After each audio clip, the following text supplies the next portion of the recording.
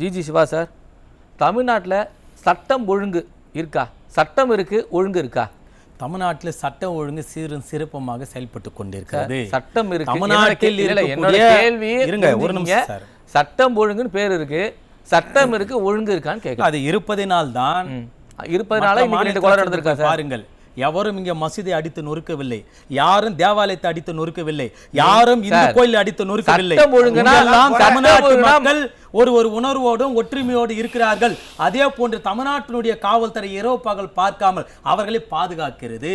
அப்போது நீங்கள் சொல்லுவது போன்று எங்கே இந்த கொலைகள் நடக்கிறது என்று சொன்னால் ஜிஜி சிவா ஒண்ணும் இல்ல சார். இப்ப மசூதிலயோ கோயில்லயோ சர்ச்சிலயோ இங்க இது வரைக்கும் ஏதாவது நடந்திருக்கா சார்? அதான் சார் சொல்றேன். சட்டம் ஒழுங்கா நம்ம இப்ப என்ன நடந்திருக்கு? கொலை கூட்டங்கள் நடந்துட்டு இருக்கு, கற்பழிப்பு நடந்துகிட்டு இருக்கு, கொள்ளை நடந்துகிட்டு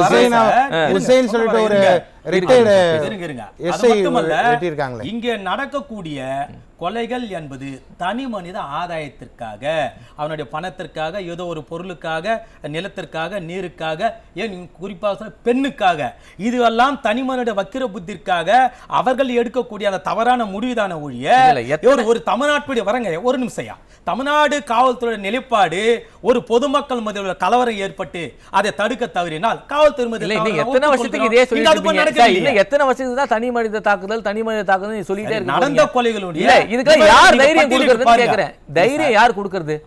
ஒரு தடவை சரி ஆட்சி வந்தீங்க, ஒரு தடவை ஒரு வருஷத்துல கண்டுபிடிக்க முடியல, 2வது வருஷம் கட்டுப்படுத்த முடியல, 3வது வருஷம் கட்டுப்படுத்த முடியல, 4வது வருஷமும் கட்டுப்படுத்த முடியல. தவறு செய்தவன் எந்த கொம்பனாகிற நடவடிக்கை எடுக்கப்படும். அது திமுக சார்ந்தனா இருந்தாலும் என்று தமிழகத்துடைய முதலமைச்சர் திரு தளபதி அவர் சொல்லியார். சொன்ன பிறகு அதே போன்றுதான் நடவடிக்கை குற்றத்துக்கு துணை போகிறது. என்னோட கேள்வி ஒண்ணு வச்சிடுறேன். யார் அந்த சார்னு ஒரு கேள்வி கேட்டாங்களே, இது வரைக்கும் பதில் சாரே இல்ல சார்.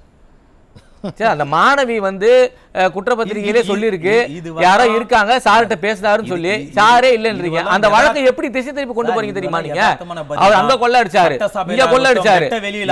இல்ல தமிழகத்தை காவல்துறையில இருந்து, தமிழ்நாடு அரசியல இருந்து அப்படி ஒன்றும் இல்லை. இருந்தால் சொல்லுங்க, நடவடிக்கை அவர்களே சொல்லி விட்டார்கள். உங்களிடம் இருந்தால் பாதிக்கப்பட்ட விக்டிம் சொல்லியிருக்காங்க, யார்கிட்டயும் போன்ல பேசினாருன்னு. அதுக்கு ஆதரவா உடனே வந்து அருண்குமார் வந்து நம்ம கமிஷனர் அருண்குமார் பேட்டி கொடுக்கிறாரு. இந்த முதற்கட்ட விசாரணையே முடியல, அதுக்குள்ளேயே வந்து யாருமே இல்லைன்னு சொல்றாரு. இதுல இருந்தே தெரியலையா உங்களுக்கு? அப்ப விக்டிம் வந்து தப்பா சொல்றாங்களா இல்ல வந்து போய் சொல்றாங்களா? சார் அவருடைய கைபேசி ஃளைட் மோடில் இருந்ததாக அவரே காவல்துறை சொல்றாங்க. சார் விக்டிம், பாதிக்கப்பட்ட விக்டிம் சாரு கிட்ட பேசுறாருன்னு சொல்றாங்க. குற்றப்பத்திரிகை வெளியே வந்திருக்கு, தெரியல உங்களுக்கு? அதுவெல்லாம் விசாரணை. அந்த விக்டிமை பயமுறுத்துற மாதிரி நடந்துக்கிட்டீங்களா இல்லையா? தொலைபேசி எண்ணே அட்ரஸ் எல்லாமே வெளியிட்டீங்க. நாம நீதிமன்றத்தில் கூடிய விசாரணையை கொண்டு போய் சென்று இதுவா அது வேண்டும் பேசுவதற்கு நாம் தயாராக இல்லை. ஆகவே நான் கேட்பது, தனி மனித தாக்குதலை தவிர்த்து தமிழ்நாட்டில் எந்த இடத்திலாவது பெண்களுக்கோ ஆண்களுக்கோ பெரியவர்களுக்கோ சிறியவர்களுக்கோ ஒரு தனிப்பட்ட பிரச்சனை தவிர்த்து பொதுவெளியில ஏதாவது பிரச்சனை நடந்துருக்கு. ஆம்ஸ்டாங் யாரு? யாரு தனி மனிதர் அவரு? சார் ஒரு கட்சியினுடைய பொறுப்பாளர் இருந்தாலும் கூட இருங்க சார், இருங்க, நீங்க அவசரப்படுறீங்க, ஒரு நிமிஷம் பேச அனுமதி கொடுங்க. இருந்தாலும் கூட நீங்க சொல்லும் போது திருத்தின்னு பொறுப்பாளர் கிடையாது சார், அவர் மாநில கட்சிக்கு தலைவர். அதான் சார் மாநில பொறுப்பாளர் தான் சொல்றேன். மாநில தலைவர் சார், தேசிய கட்சியில தலைவர், மாநில தலைவர். அப்போது அங்கே காவல்துறை விசாரணை என்ன சொல்லி இருக்கிறார்கள்? திருவள்ளூர் மாவட்டத்தில் நிலத்திற்காக நடக்கப்பட்ட கொலைகள் அதே சாட்சியிட்ட பதிவிட்டு இருக்கிறார். அவரை போய் நெருங்க முடியுமா சார்? சாதாரண ஆள் போய் நெருங்க முடியுமா? எத்தனை நாள் திட்டம் தீட்டி இருப்பாங்கன்ற சார் இங்க பாருங்க சார். தனி மனித நீங்க சொல்றத நான் ஏத்துக்கிறேன். ஏதோ தனி மனித திடீர்னு ரெண்டு பேரும் சண்டை போடுறாங்க, கத்தியால குத்தினாங்க, அது வேற சார். கொலைகள் நடந்தா சொல்லல சார். தமிழ்நாடு ஒரு தலைவரை போட்டு இருக்காங்க, அதாவது ஒரு மாநில தலைவரை நெருங்கிறதுனா எத்தனை நாள் திட்டம் தீட்டி இருப்பாங்க சொல்லுங்க பாப்போம்.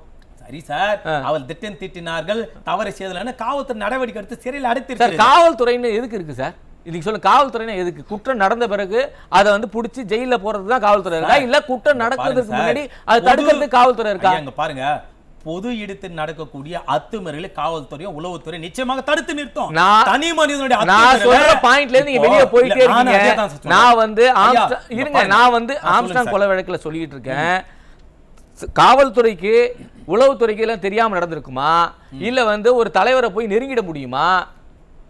நீங்க சொல்லுங்க சார். அது அவருடைய தனிப்பட்ட விவகாரம், அது பொது பிரச்சனை என்று சாட்சிட்ட சொல்லு. நான் சொல்லல தனிப்பட்ட நீங்க ஒரு சொன்ன கட்சியின் தலைவருங்க அவரு. நீங்க சொல்லுங்க. சரி, தினம் தினம் கொலைகள் நடந்துகிட்டே இருக்காது. ஆமா, தினம் தினம் நடக்கக்கூடிய அத்தனை கொலைகளும் தனிமனித செய்யக்கூடிய தவறுதான். பொது வேலையிலே பொதுமக்கள் மத்தியில கலவரமோ யாராவது பெரிய எழுப்புகளை ஏற்பட்டிருந்தால் அதை காவல்துறை, தமிழ்நாடு உளவுத்துறை, தமிழ்நாடு அரசு நான் தடுக்க தவறி இருந்தா சொல்லுங்க, நான் மன்னிப்பு கேட்கிறேன். காவல்துறை இந்த இடத்துல மன்னிப்பு கேட்கிறேன். காவல்துறை யார் கட்டுப்பாட்டுல இருக்கு? காவல்துறை முதலமைச்சருடைய கட்டுப்பாட்டுல இருக்கிறது. காவல்துறை என்ன செய்யும்? அது சிறப்பாக காவல்துறை என்ன செய்யும் நீங்க சொல்லுங்க பாப்போம். காவல்துறை வந்து தவற தடுக்குமா இல்ல நடந்த பிறகு போய் கைது பண்றதா காவல்துறை வேலையா சார்? பிரச்சனை எதுவென்று சொன்னீங்க ஏற்க மறுக்க நான் சொல்றேன். இல்ல காவல்துறை தவற தடுக்குமா இல்ல தடுத்த நடந்த பிறகு போய் வந்து நடவடிக்கை எடுக்குமா? நீங்க அமெரிக்காவில் இருக்கக்கூடிய உளவு பிரிவை கொண்டு வந்தாலும் இப்ப நான் அந்த நிகழ்வுல பேசுறேன் சார். வெளியில போய் நான் என்ன பண்ண போறேன் உங்களுக்கு தெரியுமா? அல்ல அமெரிக்க அதிபர் தெரியுமா? இந்திய நாட்டு உளவுத்துறை தெரியாது. ஏன்னா அது என் மனசு மட்டும் தான் தெரியும். இது போன்று தனிமனிதன் செய்யக்கூடிய தவறுக்கு எப்படி சார் அரசு பொறுப்பேற்க சொல்றது? நியாயமா சார்? ஆனா அந்த தனிமனிதன் செய்யக்கூடிய தவறை காவல்துறை நடவடிக்கை எடுக்கவில்லை, தவறுதான். ஆனா கைது செய்து சிறையில் அடைக்கிறது சிறப்பான முறையில் காவல்துறை. நீங்க சொல்லுங்க. காவல்துறை தொடர்ந்து காவல்துறை மேலேயே வெட்டப்படுது, காவல் நிலையங்களை போய் வெட்டப்படுறாங்க. இதெல்லாம் நீங்க எப்படி பார்த்துட்டு இருக்கீங்கன்னு நான் கேட்கிறேன் சார். இதை இப்போ நான் ஒரு எடுத்துக்காட்டு சொல்றேன், தவறா எடுத்துக்காதீங்க. தூத்துக்குடியில் நடந்தது துப்பாக்கி சூடு தனி மனித தாக்குதலா பொது பிரச்சனை? நீங்க சொல்லுங்க மக்கள் சார். அதெல்லாம் தானே. இல்ல இருங்க சார். அது போன்று இந்த ஆட்சியில பொதுமக்கள் சுட்டு வீழ்த்தப்பட்டிருக்கிறார்கள். இந்த ஆட்சியில பொறுமையா பேசுங்க, பொறுமையா பேசுங்க. அதுக்கெல்லாம் அருணா ஜெகதீசன் கமிஷன் வச்சு ஆணையத்தையும் கொடுத்தாச்சு, ரிப்போர்ட் கொடுத்தாச்சு. சொல்றது இருங்க, அதான் நானும் சொல்றேன். அது யாரு உத்தரவிட்டது? எல்லாமே அருணா ஜெகதீசன் கமிஷன்ல இருக்கு. உங்க அரசு கையில தான் இருக்கு. நீங்க சொல்றீங்க உங்க அரசு கையில தான் இருக்கு. நீங்க நடவடிக்கை எடுங்க. அது இது நடவடிக்கை எடுப்பதாக முதலமைச்சர் சட்டமன்றத்தில் சொல்லி இருக்கிறார் சார். உங்களுக்கு சார் 10க்கும் மேற்பட்ட நபரை சுட்டு தள்ளி விட்டு நான் தொலைக்காட்சியை பார்த்து சொல்லி அப்போது ஆட்சியாளர் எங்கே?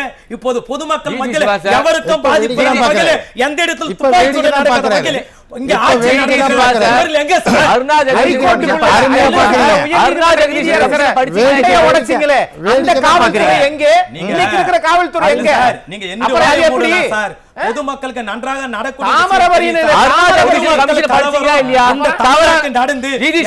உயிர் போயிருக்கு. தவறான கருத்தை பதிவு பண்ணாதீங்க. எது சார் தவறான? இது வன்மையா கண்டிக்கிறேன். இல்ல எது தவறான கருத்து? அருணா ஜெகதீசன் கதையை விடுங்க சார்.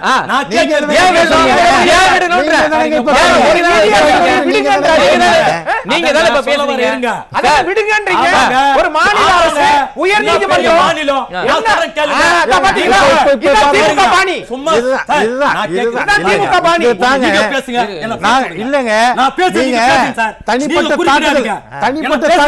இதுவே நீங்க பேசுறது தனிப்பட்ட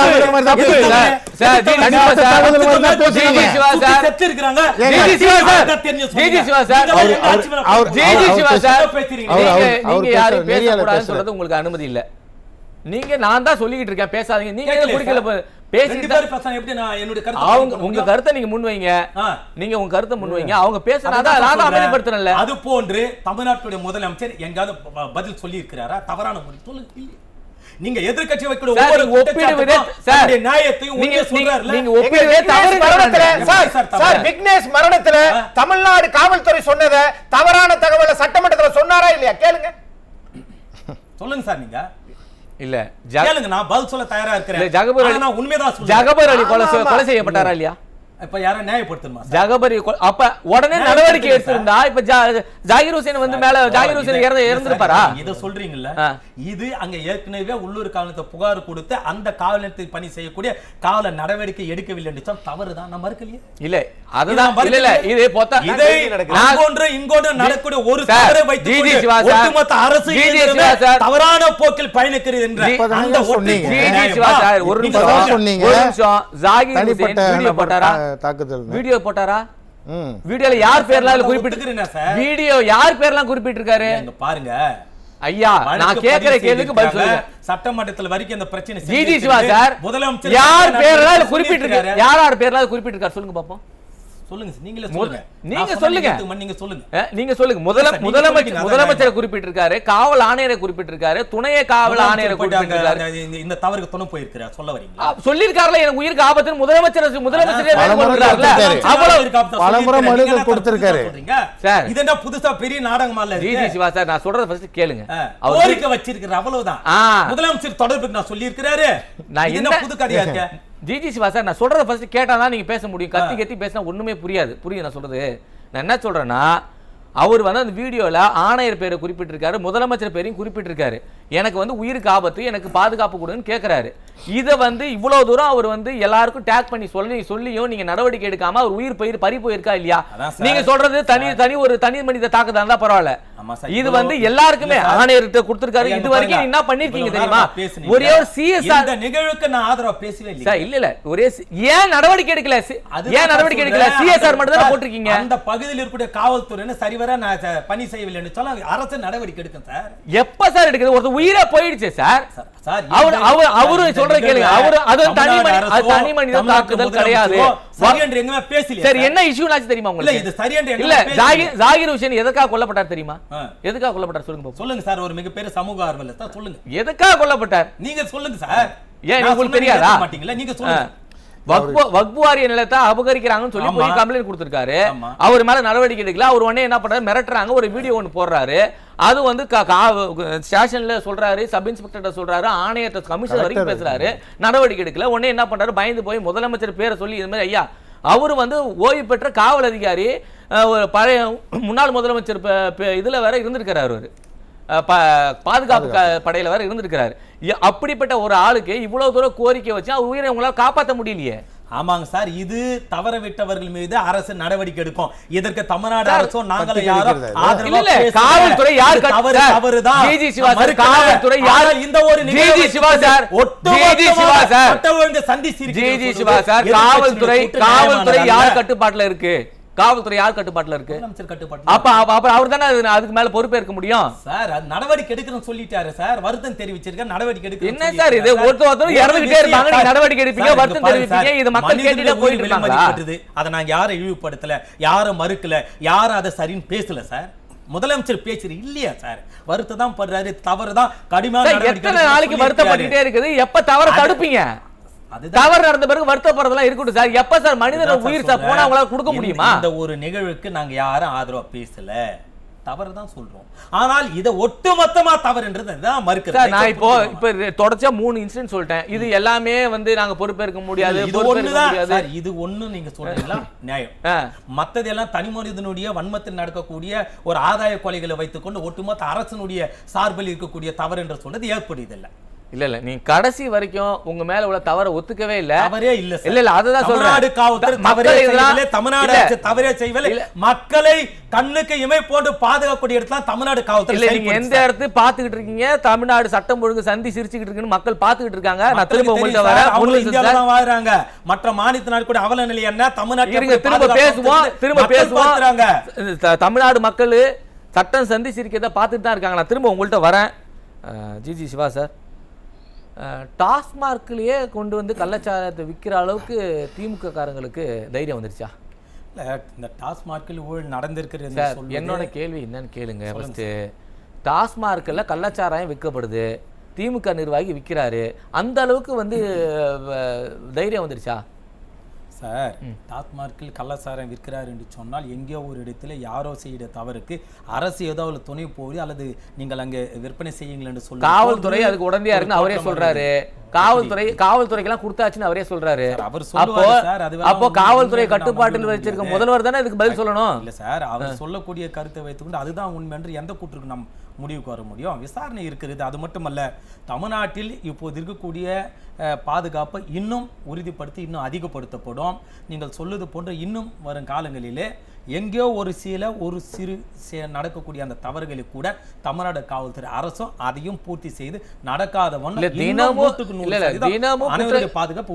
குற்றச்செயல் நடந்துகிட்டே இருக்கு. நீங்க எப்ப கேட்டாலும் அங்க ஒண்ணு இங்க ஒண்ணு, அங்க ஒண்ணு இங்க ஒண்ணு. எத்தனை ஒரு நாளைக்கு எத்தனை தான் சார் அங்க ஒண்ணு இங்க ஒண்ணு? ஒரு வருஷத்துக்கு எத்தனை ஆச்சு? 4 வருஷத்துக்கு எத்தனை ஆச்சு? நடக்கக்கூடிய தனிமனித தாக்குதலை வைத்துக் கொண்டு அரசு மக்களுக்கு பாதுகாப்பு கொடுக்க வேண்டியது யாரோட கடமை சார்? நிச்சயமாக அனைவருக்கும் பாதுகாப்பான அரசாகத்தான் தமிழ்நாடு அரசு செய்து வருகிறது. இனியும் அதற்கு மேல் இன்னும் கூடுதல் பாதுகாப்பு உறுதிப்படுத்தும் சார். இதான் சார் என்னுடைய இல்ல பதில். நான் கேக்குற கேள்விக்கு எதுவுமே பதில் வரல. இல்ல சார்,